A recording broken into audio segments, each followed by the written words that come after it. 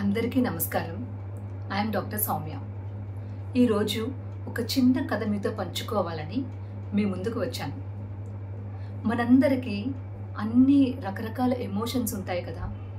నవ్వుతాము, ఏడుస్తాము, కోపడతాము, కోపగిస్తాము, నొచ్చుకుంటాము. ఇలాంటి ఎమోషన్స్ అన్నీ మన దైనందిన జీవితంలో అందరికీ ఏదో ఒక సమయంలో కనిపిస్తూ ఉంటాయి. ముఖ్యంగా కోపం. అప్పుడప్పుడు మనం కోపాన్ని ప్రదర్శిస్తూ ఉంటాము. మరి ఈ కోపము అనే ఎమోషన్ మనకి అవసరమా? అవసరమే. ప్రతి ఎమోషన్కి ఒక ప్రత్యేకత ఉంది, ఒక ఇంపార్టెన్స్ ఉంది. కానీ ప్రతి ఎమోషను మనము ఎంతవరకు ఉపయోగించాలో అంతవరకు ఉపయోగిస్తే దానివల్ల ఎలాంటి అనర్థాలు ఉండవు. కానీ మోతాదుకు మించి మనలో ఉన్న ఎమోషన్స్ ఏదైనా మన రోజు చేసే పనులను కనుక డామినేట్ చేస్తూ ఉంటే కనుక తప్పకుండా మనము దాన్ని గుర్తించి దాన్ని ఎలా మనము అధిగమించాలో ఆలోచించాలి. ఇప్పుడు కోపం కోసం ఒక కథ చెప్తాను. ఒక చిన్న ఫ్యామిలీ ఉన్నారు. తల్లి, తండ్రి, వాళ్ళకొక చిన్న బాబు. ఆ బాబుకి 12 ఏళ్ళు. ఆ బాబు పేరు నిఖిల్. అయితే ఈ నిఖిల్కి చిన్నప్పటి నుండి కూడా యాంగర్ ఇష్యూస్ అనేవి ఉన్నాయి. అంటే వాడి కోపం వాడి కంట్రోల్లో ఉండదు. వాడి కోపం వచ్చినప్పుడు ముఖ్యంగా వాడు చేసే పనులు, ఆ బిహేవియర్ ఉంటుంది కదా. అంటే చేతిలో ఏదైనా ఉంటే దాన్ని విసరడము, నోటికొచ్చినట్లు అవతల వాళ్ళతో మాట్లాడడము, అలా మాట్లాడుతున్నప్పుడు ఎలాంటి పదాలు వాడుతున్నాడో తెలియకుండా bad language, bad words, abusive లాంగ్వేజ్ని యూజ్ చేయడము. ఇలా తన కోపాన్ని తన కంట్రోల్లో చేసుకోలేని పరిస్థితిలో ఉన్నాడు మన నిఖిల్.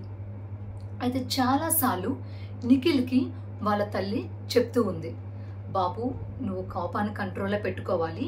ఇలా ప్రతి ఒక్కరి మీద కోపపడితే అందరూ తీసుకోరు కదా. ఇంట్లో మేము గనక భరిస్తున్నాము, బయటకు వెళ్ళినప్పుడు నువ్వు కోపాన్ని అదుపులో పెట్టుకోవాలని వాళ్ళ తల్లిదండ్రులు ఎన్నిసార్లు చెప్పినా, టీచర్స్ ఎన్నిసార్లు సూచించినా మన నిఖిల్కి అర్థం కాలేదు, పట్టించుకోలేదు. సో ఇలా మనము ఉన్న కోపాన్ని ఎవరు పడితే వాళ్ళ మీద ఎక్కడ పడితే అక్కడ చూపిస్తుంటే అందరూ దాన్ని తీసుకుంటారా? మరి తీసుకోరు కదా. అలానే నిఖిల్తో వాడి ఫ్రెండ్స్ ఇక ఆడడం మానేశారు. కొన్ని రోజుల తర్వాత ఒక్క ఫ్రెండ్ కూడా మన నిఖిల్తో ఆడడానికి రెడీగా లేరు. ఇలా కొన్ని రోజులు గడిపిన తర్వాత నిఖిల్కి అర్థమైంది, ఓహో నేను కొన్నిసార్లు ఆడుతున్నప్పుడు వాళ్ళని తొయ్యడము, లేకపోతే నా చేతిలో ఉన్న వస్తువులు వాళ్ళ మీద విసరడము, ఇలా విసరడమే కాకుండా నేను వాళ్ళని నోటికొచ్చినట్టు రకరకాల పదాలు ఉపయోగించి తిట్టడము, ఇవన్నీ చేశాను కదా. బహుశా ఇవన్నీ నచ్చక నా ఫ్రెండ్స్ నాతో ఆడుకోవడం మానేశారు. సరే అనుకున్నాడు. కానీ ఎన్ని రోజులు సరే అనుకుంటాడు? బోర్ కొడుతుంది కదా. ఇలా కొన్ని రోజులు ఎవరితోనే ఆడుకోకుండా కొన్ని రోజులు గడిపిన తర్వాత నిఖిల్కి అయ్యో ఎలా అయినా నా ఫ్రెండ్స్ని నేను వెనక్కి తెచ్చుకోవాలి అనిపించింది. మరి ఎలా? ఫ్రెండ్స్ దగ్గరికి వెళ్ళి మాట్లాడితే వాళ్ళు ఆడడానికి రెడీగా లేరు. అప్పుడు నిఖిల్కి అర్థమైంది, ఓకే నా కోపాన్ని నేను తగ్గించుకోవాలి. అమ్మ ఎన్నిసార్లు చెప్పినా వినలేదు కదా, ఒక్కసారి వెళ్ళి అమ్మనే అడుగుదా అని అనిపించింది. అప్పుడు నిఖిల్ వాళ్ళ మదర్ దగ్గరికి వెళ్ళి, అమ్మ నాకు ఏదైనా ఒకటి చెప్పమ్మా, ఈ రోజు నుంచి నా కోపాన్ని తగ్గించుకుంటాను. నా కోపం వల్ల, ఆ కోపంగా ఉన్నప్పుడు నేను చేసే పనుల వల్ల నా ఫ్రెండ్స్ ఎవరు నాతో ఆడుకోవడం మానేశారు. నాకు ఎలా అయినా నా ఫ్రెండ్స్తో ఆడుకోవాలని ఉంది, ఏం చేయమంటావో అని అడిగాడు. మదర్ కొంతసేపు ఆలోచించి నిఖిల్ తీసుకుని తన చేయి పట్టుకుని వాళ్ళ పెరటి తోటలోకి తీసుకెళ్ళింది. వాళ్ళ ఇంట్లో పెద్ద పెరటి తోట ఉంది. అది మొత్తం ఒక వుడెన్ ఫెన్సింగ్తో కవర్ చేయబడింది. అంటే చెక్కతో ఒక కర్రలాగా పెట్టి కవర్ చేశారు. అలాంటి పెరటి తోటకు తీసుకెళ్ళి అక్కడికి వెళ్ళిన తర్వాత ఆ వుడెన్ ఎక్కడైతే ఫెన్సింగ్ ఉందో ఆ చెక్కతో కర్రలతో దాన్ని ఒక ఫెన్సింగ్ లాగా చేశారు కదా, ఆ ప్లేస్కి తీసుకెళ్ళి నిఖిల్కి ఒక గుప్పిటితో కొన్ని మేకులు, ఒక సుత్తి, హ్యామర్ ఇచ్చింది. సో నిఖిల్కి ఏం చెప్పిందంటే, నిఖిల్ ఈ రోజు నుంచి ఒక పని చేయి, ఈ మేకులు, ఈ సుత్తి నీ దగ్గర ఉంచుకో. ప్రతిసారి నీకు ఎప్పుడు కోపం వస్తుందో ఆ కోపం వచ్చినప్పుడల్లా పరిగెత్తుకుని మన తోటలోకి వచ్చి ఒక్కొక్క మేకు తీసి ఈ చెక్కలకి కొట్టాలి.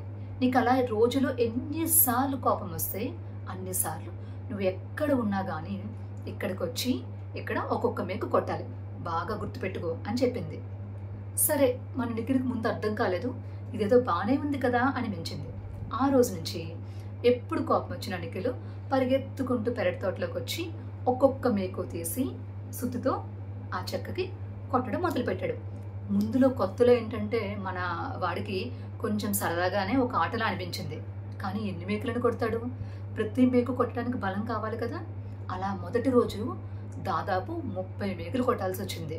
లెక్క పెట్టుకున్నాడు.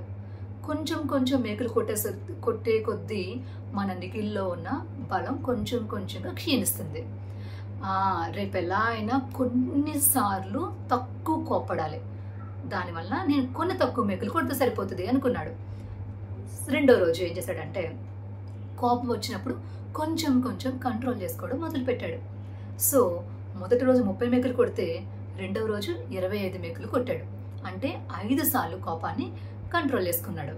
ఇలా ఒక్కొక్క రోజు నిఖిల్ కోపాన్ని కంట్రోల్ చేసుకుంటూ వచ్చాడు. కొన్ని రోజులకి ఒక్క మేకు కూడా కొట్టాల్సిన అవసరం రాలేదు. ఎందుకని అంటే ప్రతిసారి వచ్చే కోపాన్ని నిఖిల్ కంట్రోల్ చేసుకుంటున్నాడు. మన నిఖిల్కి చాలా ఆనందం అనిపించింది.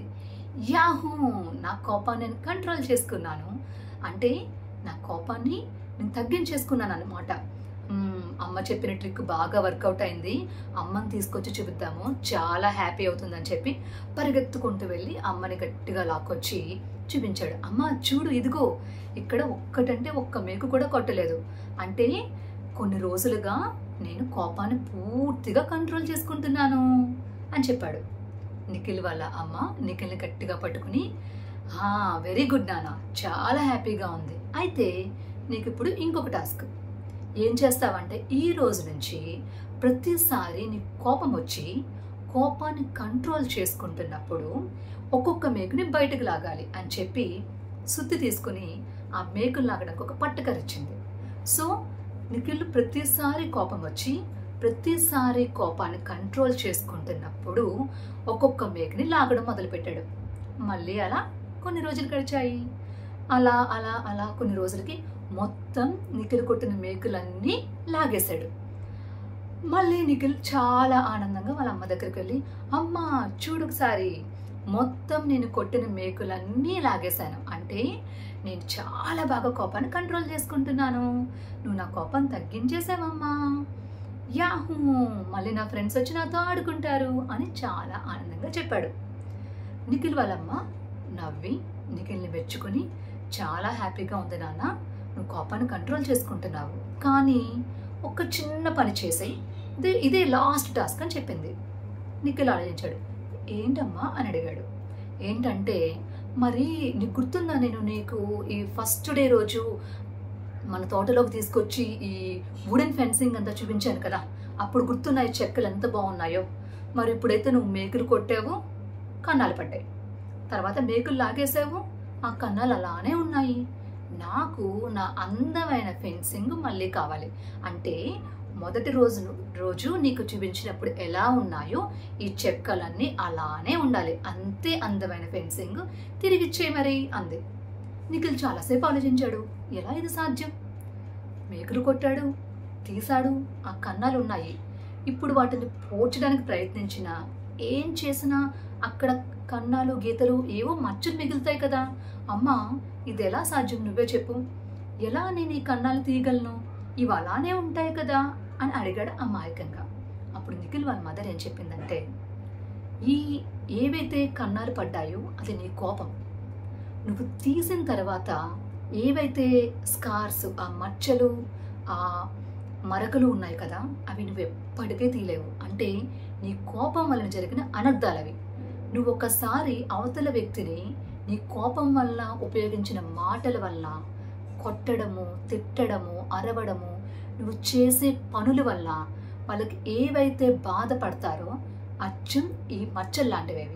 అంటే ఒక్కసారి నువ్వు పెట్టిన తర్వాత తీయడం అంత ఈజీ కాదు నిఖిల్. అందుకే కోపాన్ని కంట్రోల్ చేసుకోవడం చాలా ముఖ్యం. కోపం వచ్చి తర్వాత డ్యామేజ్ కంట్రోల్ చేయడానికి ప్రయత్నించే కంటే కూడా అసలు కోపం తెచ్చుకోకుండా కంట్రోల్ చేసుకోవడం అనేది చాలా చాలా ముఖ్యం. అవును, నేను ఒప్పుకుంటాను, కోపం మనకు అవసరం, కానీ ఎప్పుడు అవసరము, ఎంతవరకు అవసరం అనేది మాత్రం తెలుసుకోవాలి. నీ కోపము ఇక్కడ క్రియేట్ చేసిన మచ్చల్లాగా, మరకల్లాగా అవతలి వ్యక్తుల మనసుల్లో క్రియేట్ చేయకూడదు. అవి ఎప్పటికీ పోవు నిఖిల్. ఇప్పుడు ఏదైతే నువ్వు నేర్చుకున్నావో ఈ లెసన్ జీవితాంతం గుర్తుపెట్టుకోమని నిఖిల్కి చెప్పింది. ఆ రోజంతా నిఖిల్ బాగా ఆలోచించాడు. తనకి బాగా అర్థమైంది. అప్పటి నుంచి కోపాన్ని కంట్రోల్ చేసుకుని ఎక్కడ, ఎప్పుడు, ఎలా వాడాలో అనేది నిఖిల్కి బాగా అర్థమైంది. మరి ఈ కథ వల్ల మీకు కూడా అర్థమైంది అనుకుంటున్నాను. Thank you.